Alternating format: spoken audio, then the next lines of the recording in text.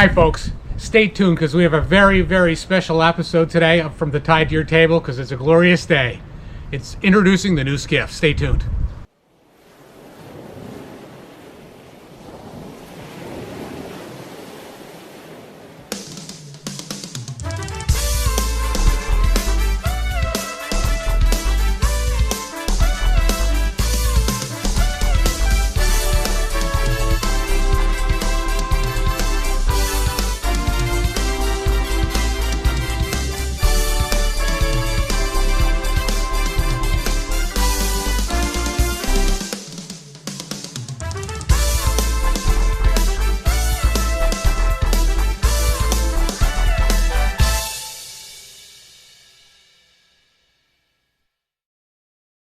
So welcome back folks, we have a great episode today. We went fishing for the opener a couple weeks back and just found out the old Carolina skiff wasn't going to do it for these old guys. My knees were in my chin, just wasn't comfortable. So Captain Dan went out and bought a brand new Duranautic 16, newest member to our fleet. We're going to set it up for you today, show you some of the tricks that Captain uses to get this boat ready, and then get out for our maiden voyage.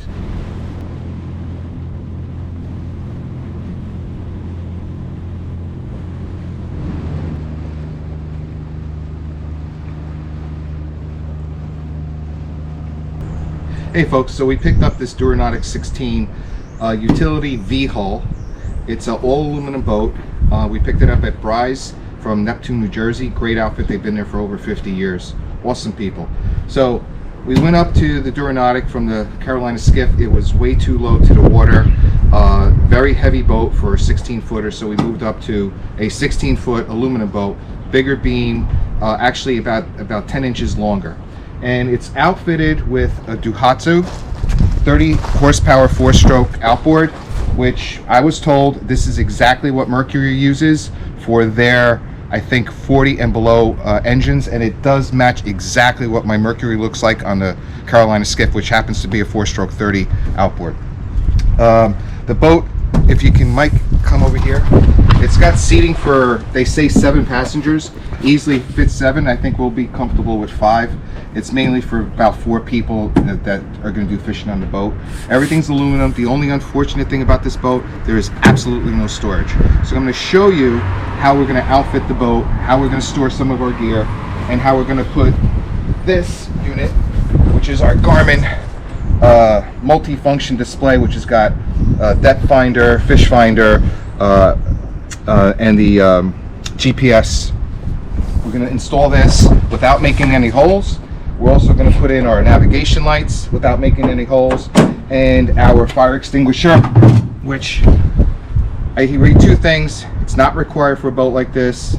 The marina said it is. I always have fire extinguishers, so we're going to try to mount this also without making any holes in this aluminum hull.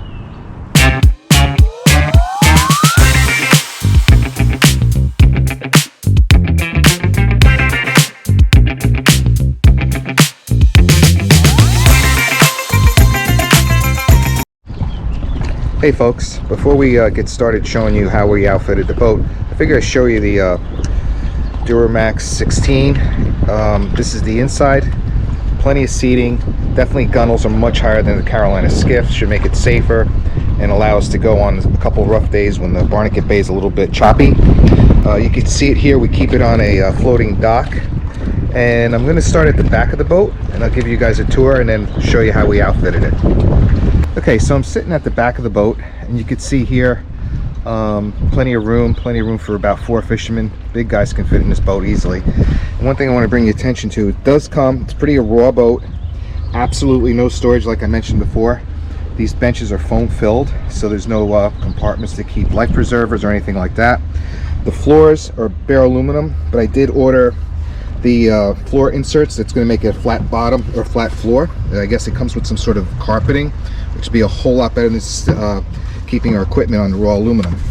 Here's the Duhatsu. Great motor. It's exactly like my 30 horsepower 4-stroke Mercury. Same exact engine, except I opted for the tiller.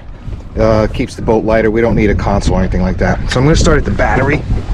And here what we did is we connected a cigarette lighter adapter directly to the battery so we can charge our iPhones or charge any other equipment like our remote spotlight. And what I did already is I pre-wired the power to the battery with the fuse, of course, for our depth finder, and I'll show you what the rest of the equipment looks like in a second. So what I elected to do was go with the SeaSucker system. Not sure if you ever heard of it. It's a brand. They manufacture suction cups. They work great. We use them on the Grady for a couple of fish rod holders to get a couple extra rods on it. And what I'm going to show you is how we are going to outfit the entire boat without making any holes. So here, I'll start with the electronics. This is the Garmin device, and it's mounted, the base is mounted to a SeaSucker system, and I'll show you that shortly once it's on the boat. But this is awesome. Bring it on, bring it off the boat. Obviously it's not a covered boat, so it gets exposed to the weather. SeaSucker does make a transducer mount. This is specifically built for aluminum boats or any kind of boat. You can put your transducer onto this bracket. It comes with the two SeaSucker mounts. I've used it already at speeds of 25 miles per hour. This thing did not budge. I did have to fabricate my own aluminum bracket to put the transducer on, and this is working really well. Actually tracks super good. Another one we did was SeaSucker sells regular blank SeaSuckers with a plastic base. I took it and I fabricated it so it could stay onto the fire extinguisher mount. That's not typically necessary, but I like to carry a fire extinguisher regardless. It's not a the motor's not enclosed, so I believe it's not required by law. Comment below if you think it is, or if you know if it's not. So rod holders, we have no rod holders on the boat, so I took these off the shelf plastic rod holders, took a blank SeaSucker mount, took some starboard marine board, and fabricated what you could see here. It's attached to the rod holders, and then it's attached to the SeaSucker, and this will hold 3 rods with no problem. It will not budge. It's actually hard to get off once we put them on. Here's my second one. That's the upside down view. For some storage items, we are using these dry boxes. So one's labeled safety, one's labeled for tools, and one's labeled for tackle. We obviously bring more tackle than this, but this is just the bare essentials that we need. So safety, we've got our flares, we've got our spotlight and first aid kit. Tools, just miscellaneous tools that we use for fishing. USB chargers, iPhone adapter, some rope, and some other tools for the motor. And tackle, just some basic tackle boxes. The small 3600s fit in here perfectly, and soft plastic bags for gulp and stuff like that. And finally, our anchor, we can't just throw it on board. There's no anchor compartment. So what we have here is just a Home Depot bucket. There's one of these devices here that you could find on most tackle sites. It's for bait buckets, so it doesn't tip over on the boat. This keeps it from scratching the aluminum. And we've got a small anchor, plenty big for the bay. And I bought a manual sump pump just in case we get a little water in the boat. It's the drain plug is a little bit high in the Duranautic. It doesn't make sense, but that's where it is, and I can't change it. This helps us get any puddles of water if we have any. Okay, so let me start with the fire extinguisher installation. Something I like to do is just take a paper towel, wet the suction cup a little bit, or wet where I'm going to install it. And it just helps get that initial mounting on. Once you do this, this thing will stay on for weeks. And there's a little indicator right there. It's red or orange. If you see it once it's on, you know you've lost some suction, and that's a good way of knowing that something's about to get loose. So I just place it, put some force on it, and hit the suction cup, and it'll stay. It's good to go. So once you've got it started, you just pump, and you can see here, I'm not sure if the camera's getting it, but you can see here that there's no red showing. This thing is mounted. It will not come off. So item number 1, fire extinguisher. Okay, so the second item up is the transducer map. So here it is again, 2 SeaSucker cups mounted to their transducer thing, and again aluminum bracket that I fabricated, and the transducer itself. So I can't do this while I'm holding a camera, but basically I'll wet the suction cups just with a damp cloth. I'll hold it on the transom of the boat and pump these devices here and it'll just attach itself. I'll show you once it's done. Okay, so I'm going to show you the Transom mounted transducer, and here it is.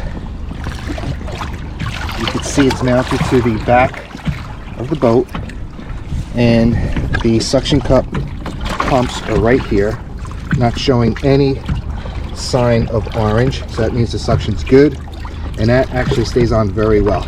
So I just mount it so that the bottom of the transducer is even with the bottom of the boat, and I had plenty of water at the water line, so I had good tracking at high speeds. Okay, so you can see where I've got the Garmin unit.